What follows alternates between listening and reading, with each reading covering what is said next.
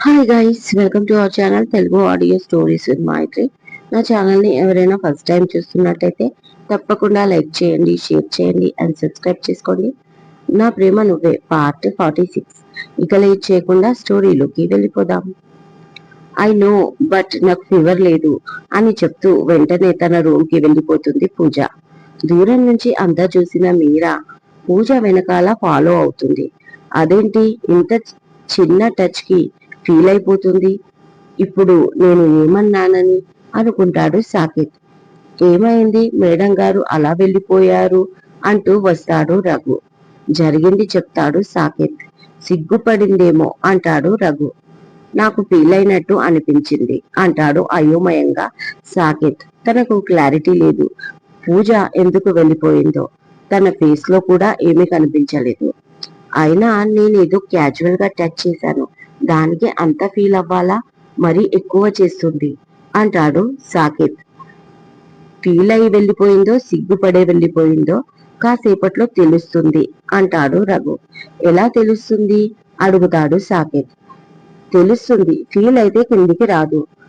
ఒకవేళ నీ మీద ఇంట్రెస్ట్ ఉండి సిగ్గుతో వెళ్ళిపోతే సాకేత్ ఏమనుకున్నాడో ఇలా వచ్చినందుకు అనుకుంటూ నవ్వుతూ కిందికి వచ్చి సారీ చెప్తుంది అంటాడు రఘు.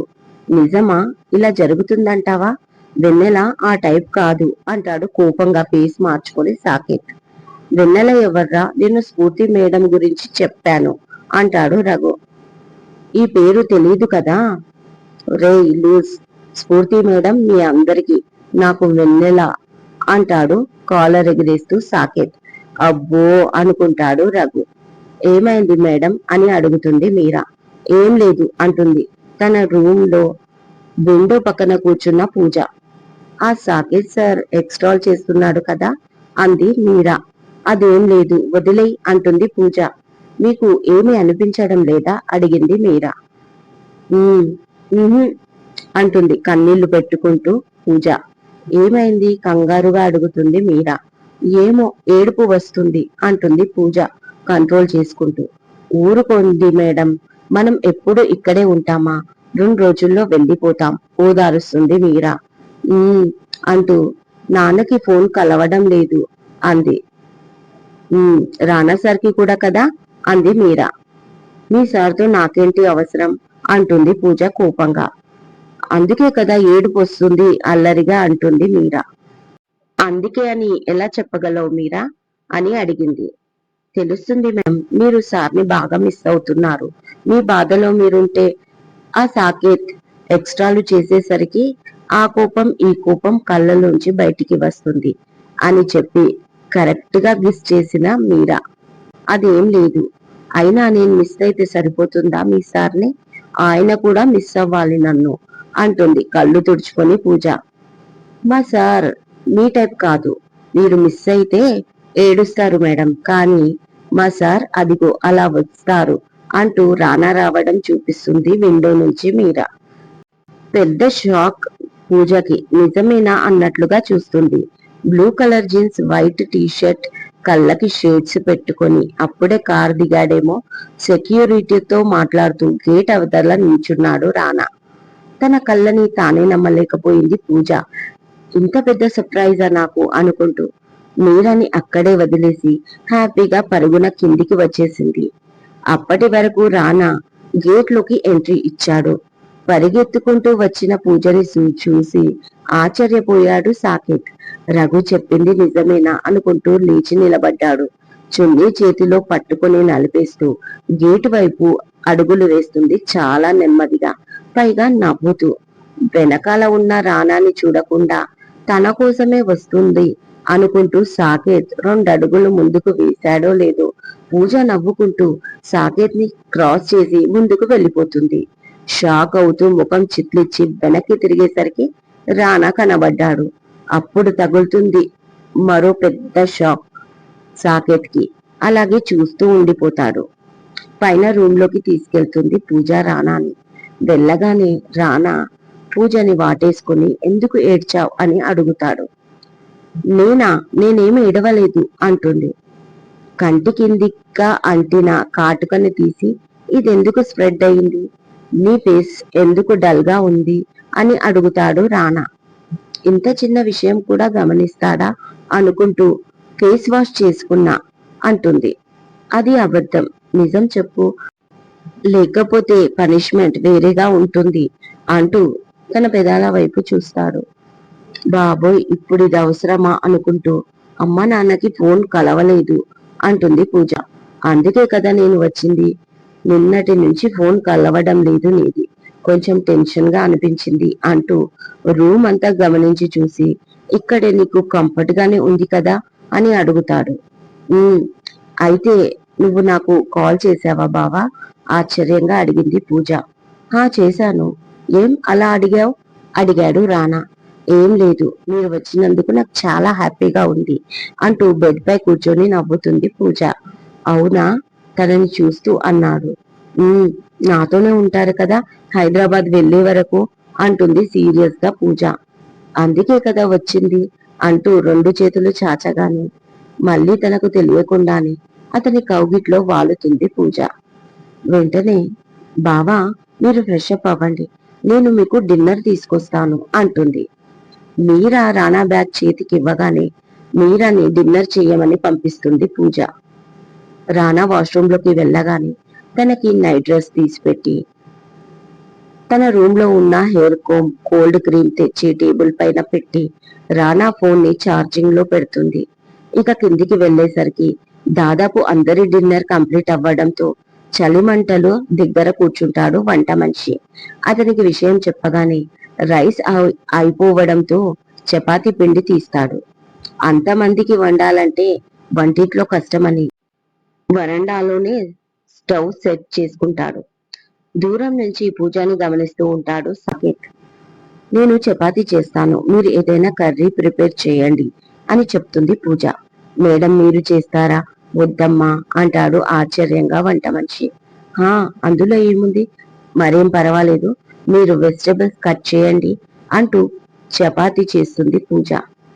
పూజతో రానాని దూరం నుంచి చూసిన అమ్మాయిలు అతను పెద్ద బిజినెస్ మ్యాన్ అని గుర్తుపట్టి పూజ చుట్టూ వాళ్తారు.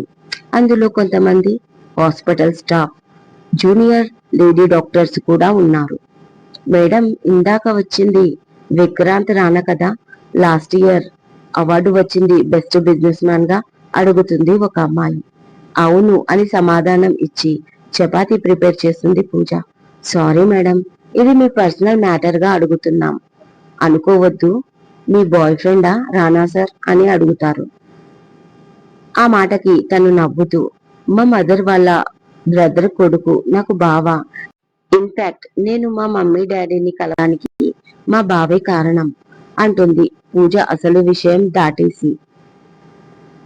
ఓ అవునా, ఒకసారి మేము కలవచ్చా మేడం, మేము ఆయన్ని కలవాలి అనుకుంటున్నాం మన ఫౌండేషన్ తరఫున ఫండ్ అడగడానికి అంటుంది మరొక అమ్మాయి. ఎస్, కలవచ్చు, ఆయన ఇక్కడే ఉంటారు మనతో పాటు క్యాంపు కంప్లీట్ అయ్యే వరకు. అండ్ ఇంకో విషయం, లాస్ట్ వీక్ 50 lakhs ఇచ్చారు ప్రస్తుతం ఈ మెడికల్ క్యాంప్ ఆ ఫండ్తోనే అంటుంది పూజ నవ్వుతూ. అవునా అంటూ షాక్ అయిపోతారు అందరూ. అవును అంటుంది పూజ. తర్వాత డిన్నర్ ప్రిపేర్ చేసుకొని ఇద్దరి కోసం పైకి వెళ్తుంది పూజ. ఇదంతా దూరం నుంచి చూస్తున్న సాకేత్ కి మాత్రం ఒళ్ళు మండిపోయింది.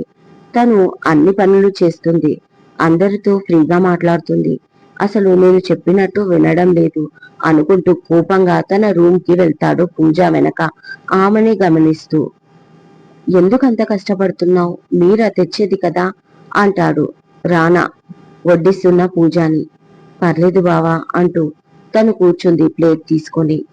పూజకి దగ్గరగా జరిగి, ఈ ప్లేట్ వద్దు, ఒకే ప్లేట్ లో తిందాం అంటాడు అల్లరిగా రానా. అంటూ సిగ్గుపడుతుంది పూజ.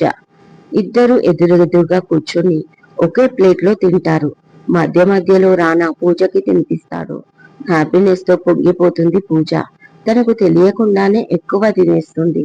ఆ తర్వాత ఆయాసంతో ఇబ్బంది పడుతుంటే నవ్వుతూ వాకింగ్ కి వెళ్దాం పదా అని తీసుకొస్తాడు బయటికి రానా. రానాని చూడగానే అందరూ చుట్టుముట్టేస్తారు. అందులో ఒక అబ్బాయి, సార్, మీ కంపెనీలో మా ఫాదర్ వర్క్ చేస్తున్నారు పలానా బ్రాంచ్ లో అని చెప్తాడు.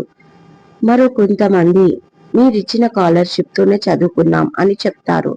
చాలా మంది అమ్మాయిలు మేము మీకు పెద్ద ఫ్యాన్స్ అని చెప్తారు, సెల్ఫీలు తీసుకుంటారు. అందరితో హ్యాపీగా మాట్లాడతాడు రానా. అవన్నీ దూరం నుంచి చూస్తున్న సాకేత్ కి ఎక్కడో మండిపోతుంది. సాకేత్ ని చూసి హాయ్ చెప్తాడు రానా. ఫార్మాలిటీకి దగ్గరికి వచ్చి మాట్లాడతాడు సాకేత్ కూడా. ఇక తప్పదు కదా తనకి. కాసేపు వాళ్ళతో మాట్లాడుతూ టైం స్పెండ్ చేసి తర్వాత రూమ్ లోకి వెళ్తాడు. రానాకి బెడ్ సర్ది బావా ఇక పడుకో, బాగా అలసిపోయి ఉంటారు కదా అంటుంది పూజ. "ఉమ్, మరి నువ్వు కూడా అలసిపోయావు కదా, నువ్వు కూడా పడుకో" అంటాడు బెడ్ పై కూర్చొని. వెళ్తున్న రూమ్ కి అంటూ లైట్ ఆఫ్ చేసి బెడ్ లైట్ వేస్తుంది. ఇక వెంటనే వెనక నుంచి గట్టిగా వాటేసుకుంటాడు రానా పూజని మెడపై పెదాలతో రాస్తూ. నాతో పడుకోవచ్చు కదా అంటాడు. అప్పటికే మైకంలోకి వెళ్ళిన పూజ వద్దు బావా ప్లీజ్ అంటుంది విడిపించుకోవడానికి ట్రై చేస్తూ.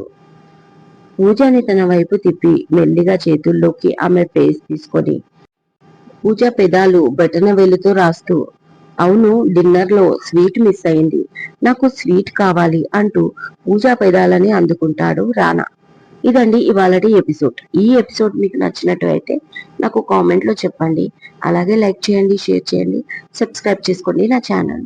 మరొక మంచి ఎపిసోడ్ తో మీ ముందు ఉంటాను. మైత్రి.